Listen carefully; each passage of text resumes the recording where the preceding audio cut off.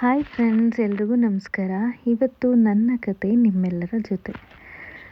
ಒಂದಿನ ಏನಾಗುತ್ತೆ, ಒಂದು ನಾಯಿ ತುಂಬ ವಯಸ್ಸಾಗಿದೆ ಅಂತ ನಾಯಿನ ಸಾಕಿದವರು ಏನು ಮಾಡ್ತಾರೆ, ಅದನ್ನು ತುಂಬ ದೂರ ತೊಗೊಂಡೋಗಿ ಒಂದು ಕಾಡು ಹತ್ತಿರ ಬಿಟ್ಟು ಬರ್ತಾರೆ. ನಾಯಿ ಒಂದೇ ಇದ್ದಿದ್ದನ್ನು ನೋಡಿಬಿಟ್ಟು ಒಂದು ಹುಲಿ ಏನು ಮಾಡುತ್ತೆ, ಇವತ್ತು ನನಗೆ ಭರ್ಜರಿ ಭೇಟಿ ಸಿಕ್ತು ಅಂತ ಹೇಳಿ ತಿನ್ನಕ್ಕೆ ಬರುತ್ತೆ. ಈ ಹುಲಿ ಹತ್ತಿರ ಬರ್ತಾ ಇರೋದನ್ನು ನೋಡಿದ ನಾಯಿ ತಲೆ ಉಪಯೋಗಿಸಿ ಹಾಗೆ ಸ್ವಲ್ಪ ಮುಂದೆ ನಡ್ಕೊಂಡು ಹೋಗ್ತಾ ಅಲ್ಲಿ ಪಕ್ಕದಲ್ಲಿ ಮೂಳೆಗಳು ಬಿದ್ದಿರೋದನ್ನು ನೋಡಿ, ಓ ಇದೇ ಅಲ್ವಾ ನಿನ್ನೆ ನಾನು ತಿಂದುಬಿಟ್ಟಂತಹ ಹುಲಿ ಮೂಳೆಗಳು ಅಂತ ಹುಲಿಗೆ ಕೇಳಿಸೋ ಥರ ಹೇಳುತ್ತೆ.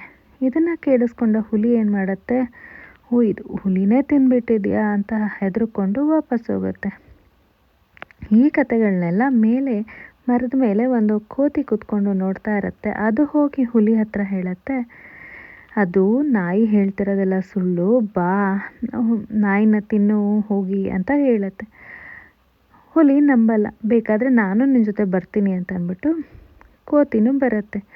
ಕೋತಿ ಮತ್ತು ಹುಲಿ ಒಟ್ಟಿಗೆ ಬರ್ತಾ ಇರೋದನ್ನು ನೋಡಿದಂಥ ನಾಯಿ ಮತ್ತೆ ಏನು ಮಾಡುತ್ತೆ, ಹಾಗೆ ಮುಂದೆ ನಡ್ಕೊಂಡು ಹೋಗೋ ಥರ ಮಾಡಿ, ಎಲ್ಲಿ ಇವತ್ತು ತುಂಬ ಹಶ್ವಾಗ್ತಾ ಇತ್ತು ಅಂತ ಅಂದ್ಬಿಟ್ಟು ಆ ಕೋತಿನ ಕಳಿಸ್ದೆ, ಇನ್ನೊಂದು ಹುಲಿನ ಹುಡ್ಕೊಂಬ ಅಂತ, ಅದು ಕೂಡ ಬಂದಿಲ್ಲ ನೋಡು ಅಂತ ಹೇಳ್ಕೊಂತೆ.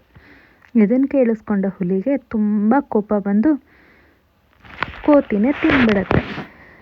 So moral of the story is ಏನಂತಂದರೆ, ನಮಗೆ ಮನುಷ್ಯರಾಗಿ ಹುಟ್ಟಿದ ಮೇಲೆ ಕಷ್ಟಗಳು ತಪ್ಪಿದ್ದಲ್ಲ. ಎಷ್ಟೇ ಕಷ್ಟ ಬಂದ್ರೂ ಧೃತಿಗೆಡದೆ ಅಂದರೆ ಧೈರ್ಯ ಕಳ್ಕೊಳ್ಳದೆ ಎಲ್ಲ ಕಷ್ಟಗಳನ್ನು ಎದುರಿಸಲೇಬೇಕು.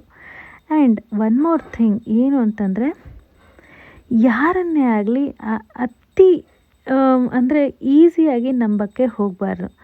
ನಾವು ಎಷ್ಟು ಬೇಗ ನಂಬ್ತೀವೋ ಅವರು ಅಷ್ಟೇ ಚೆನ್ನಾಗಿ ನಮಗೆ ಮೋಸ ಮಾಡಿ ಹೋಗಿಬಿಡ್ತಾರೆ. ಎಷ್ಟು ಚಂದ ಅಲ್ಲ?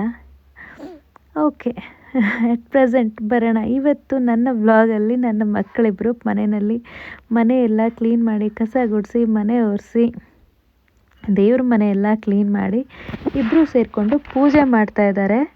ಸೊ ನೋಡಿ ಹೇಗೆಲ್ಲ ಮಾಡಿಕೊಡ್ತಾರೆ ಅಂತ ಅಂದ್ಬಿಟ್ಟು. ಒಂದೊಂದು ಸಲ ಅಷ್ಟೇ, ಯಾವಾಗಲೂ ಎಲ್ಲ ಮಾಡಲ್ಲ. ಒಂದೊಂದು ಸಲ ನನಗೆ ತುಂಬ